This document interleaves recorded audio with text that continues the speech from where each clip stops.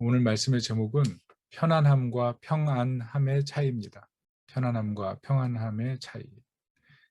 오늘 빌레모는 성도들에게 평안함을 주던 사람이었다는 것을 바울이 얘기해 주고 있습니다. 빌레몬을 통해서 바울까지 많은 기쁨과 위로를 얻었던 것 같아요. DC 코믹스에서 저스티스 리그라는 그 영화를 만들었었죠. 그 엔딩 장면에 보면 플래시맨, 아주 빠른 속도로 달리는 사람이죠. 그 사람이 감옥에 있는 아버지에게 평범한 모습으로 찾아갑니다. 그리고 이렇게 말해요. 저 취업했어요. 그리고 합격 통지서를 보여주거든요. 아들이 직장에 취업도 못하고 사회에서 잘 자리 잡지 못하는 그런 모습을 보면서 감옥에 있던 아버지는 늘 죄책감에 있었거든요. 자녀 양육도 못 해주고 신경 써준 것도 없고 먹고 살 수 있도록 도와준 게 하나도 없으니 늘 미안한 아버지죠. 억울하게 비록 옥살이 하고 있지만 그렇지만 아들에 대한 기대감은 항상 있었어요. 그래서 아들이 그 얘기를 하자 정말 감격스럽게 얘기합니다. 나는 정말 내가 자랑스럽다. 그리고 주변의 간수와 면회 나온 수감자들에게 막 자랑하기 시작합니다. 얘가 내 아들이야. 얘가 내 아들이야. 바울은 오늘 자신은 비록 영어의 몸에 있지만 골로새 교회를 세워가는 평신도 지도자인 이 빌레몬의 모습을 보면서 상당한 위로와 뿌듯함을 느꼈을 것 같아요. 빌레몬, 넌 정말 나의 영적인 아들이야. 빌레몬이 이런 얘기를 들었을 때 굉장히 뿌듯했겠죠. 여러분, 우리는 어떤 모습으로 서 있습니까? 영적으로 이런 뿌듯한 마음, 이것을 전달합니까? 아니면 우리 삶 속에서 도리어 괴리감을 느끼십니까? 아시다시피 우리 신앙생활은 괴리감이 많습니다. 교회에서와 가정의 생활이 다르고요. 기도할 때와 일할 때의 모습이 다릅니다. 사람들과 있을 때의 모습과 부부 사이의 모습이 다를 때가 많습니다. 뿐만 아니라 과거의 헌신과 비교하면 지금이 별로일 수도 있죠. 그 안에는 용서하지 못한 모습, 하나님에 대한 기대 없음, 여러 가지 이유가 있을 거예요. 문제는 바울이나 빌레몬이나 수많은 믿음의 사람들이 이런 위기와 괴리를 견뎌냈고 이겨냈다는 점입니다. 우리는 어떻게 하면 이런 신앙의 괴리, 위기를 이겨내고 더 성숙한 모습으로 갈 수 있을까요? 편안함과 평안함의 차이를 잘 구분해야 합니다. 오늘 빌레몬이 골로새 교인들에게 미치는 평안은 헬라어로 에이레네입니다. 에이레네. 에이레네라는 것은 구약의 샬롬과 같아요. 평화, 그리고 충만한 안전함, 이런 의미인데요. 하나님과 사람 사이에서, 그리고 사람과 사람 사이에서 누릴 수 있는 평화, 이것이 샬롬이고 오늘 신약의 에이레네입니다. 그리고 이 신약의 에이레네는 그리스도의 구속 사역과도 연관됩니다. 구속이라는 것이 개인 차원의 구원이 아닌 전 우주적인 것이라 그랬죠. 골로새서 1장 20절에 보면 그의 십자가의 피로 화평을 이루사 만물고 땅에 있는 것들이나 하늘에 있는 것들이 그로 말미암아 자기와 화목하게 되기를 기뻐하심이라. 그리스도의 구속 사역은 하늘에 있는 것과 땅에 있는 것이 통일되는 겁니다.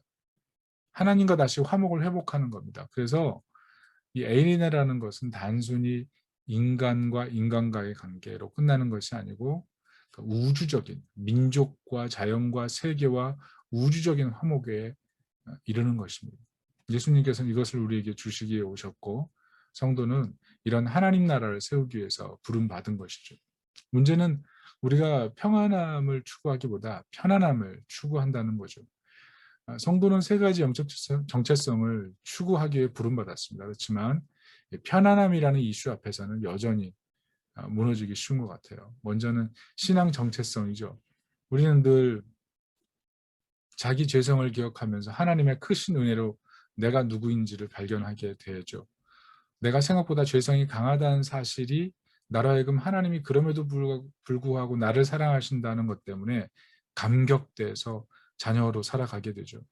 그런데 사실은 우리가 신앙생활을 하다 보면 이 죄성을 간과하고 나는 은혜가 필요 없는 사람처럼 별로 목말라 하지 않을 때가 많습니다. 뭐 영적인 것이 별로 중요하지 않을 때가 많죠. 뭐가 해결돼야죠? 편안함만 해결되면 사실은 은혜도 하나님의 은혜 안에서 영적인 비밀 안에서 있는 것인데 우리 삶의 편안함만 해결된다고 하면 이런 것들을 중요하게 생각하지 않는 모습이 있다는 거죠. 많은 사람들이 편안함을 추구해요. TV 틀어놓고 편안한 환경에서 안식하고 쉬기를 원하죠. 그만큼 현대 사회를 살아가는 것이 만만하지가 않습니다.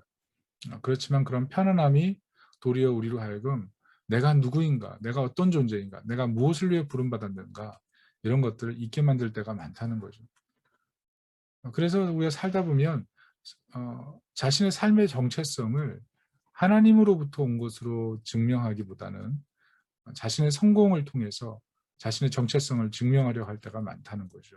자신의 성공, 직업이라든지 커리어라든지 자신이 살고 있는 지금 환경이라든지 자녀들의 모습을 통해서 자신의 삶의 정체성을 증명하려고 해요.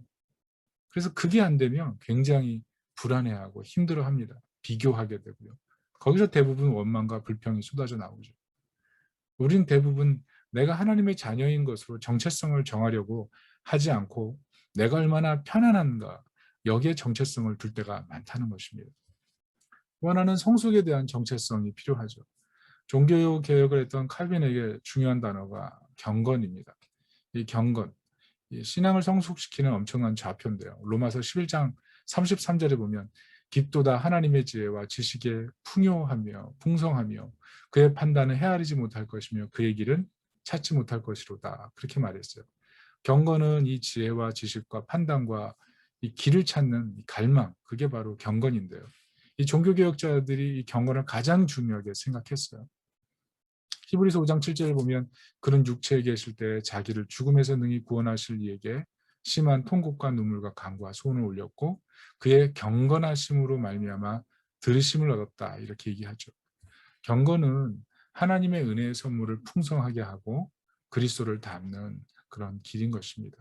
그렇지만 편안함을 위해서 이렇게 성숙으로 가고 경건을 위해서 따로 시간을 떼어놓는 거 열심히 안 되죠. 기도할 시간, 예배할 시간, 헌신할 시간, 이런 시간들을 우리의 삶의 우선순위로 놓기보다는 사실은 내가 얼마나 좀 더 편안해지느냐, 여기에 초점을 맞추고 있기 때문에 어떤 성숙으로서의 정체성, 그래서 성숙으로 가는 과정을 내 삶에 굉장히 중요한 우선순위로 두지 않는다는 겁니다. 그리고 마지막 하나는 하나님의 일하심과 부르심에 대한 영적인 정체성입니다. 예수님께서 율법의 마침이 되셨죠. 그리고 성령께서는 우리에게 다시 이 세상에 하나님 나라를 세우는 그런 제자로 우리를 부르셨어요. 그런데 우리는 사실은 제자로 섬기고 공동체를 섬기고 예수님의 형상을 이루고 그리스도의 장성한 분량에 이루고 하나님 나라를 이루는 여러 가지 일들을 사실 굉장히 쉽게 생각하지 않습니다. 굉장히 무거운 부담으로 생각하죠. 때로는 어려움과 환난 속에서 하나님의 뜻을 오해하지 않고 하나님의 뜻이 우리의 고난 속에서 이루어지도록 하나님이 인내하도록 부르실 때가 있거든요. 그런데 우리는 이 고난이라는 상황이 닥치기만 하면 우리는 하나님에 대해서 언제든지 오해할 마음의 준비가 돼 있습니다. 왜냐하면 편안하지 않거든요. 그래서 결국 내 편안함으로 우리는 세상을 다 해석을 합니다. 내가 하나님 안에서 어떤 정체성의 자녀인지, 내가 어떤 성숙을 위해 부름받았는지, 하나님의 부르심이 무엇인지에 대해서 반응하기보다 내가 편안하면 영적인 것도 의미가 생기는 거죠. 우리에게 가장 중요한 일이 무엇입니까? 우리에게 가장 중요한 때가 무엇입니까? 이런 영적인 정체성을 가지고 내 삶에 주춧돌로 두기보다는, 기둥으로 두기보다는 내 편안함을 위해서 우리는 언제든지 이 좌표를 내 마음대로 옮겨버릴 수 있는 게 우리의 모습이라는 거죠. 그래서 편안함이 사실 우리 삶의 목표가 되어서는 굉장히 우리가 예수 믿으면서 굉장히 위선적인 생활을 하게 됩니다. 은혜를 줄줄 흘리고 다닐 수밖에 없어요. 예배 때 아무리 은혜 받고 말씀으로 그렇구나 해도 삶의 목표가 편안함이 돼버리면 우리 삶에 편안함이 되어 있지 않은 환경만을 바라보기 때문에 결국 교회에서는 은혜를 받아도 사회에 들어오면 위선적인 생활을 하게 된다는 거죠. 구멍난 신앙생활과 똑같아요. 편안함이 없으면 불안하고요. 편안함이 없으면 불편하고요.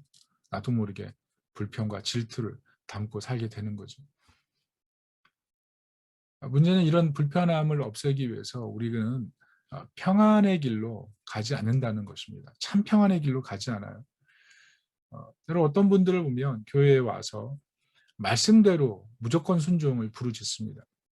그런데 사랑 없는 기준만 강조될 때 그 신앙이 굉장히 위험한 거 아시죠?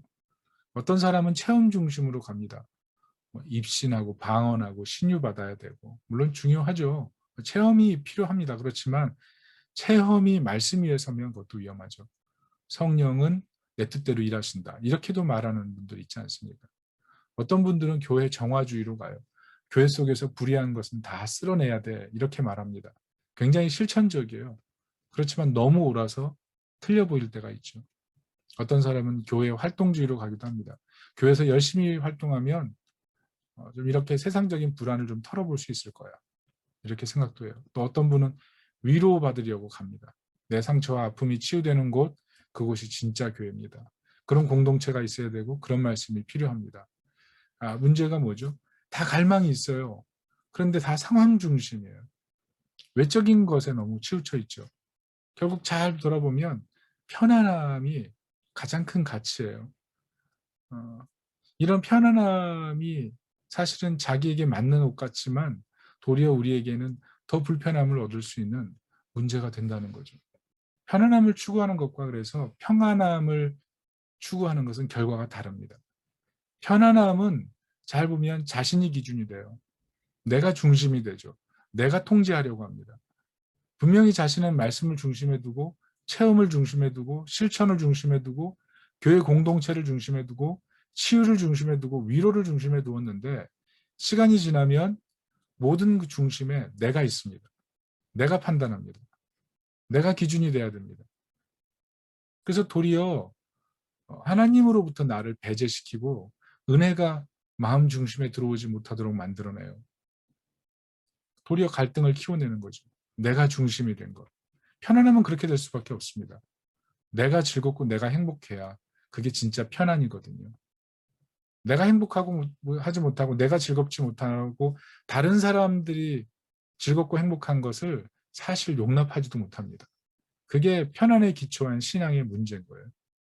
내 편안함으로 모든 게 통제되기 시작하면 은혜를 많이 누리고 은혜 속에 살아가는 것 같지만 나중에는 은혜와 굉장히 멀어질 수가 있습니다.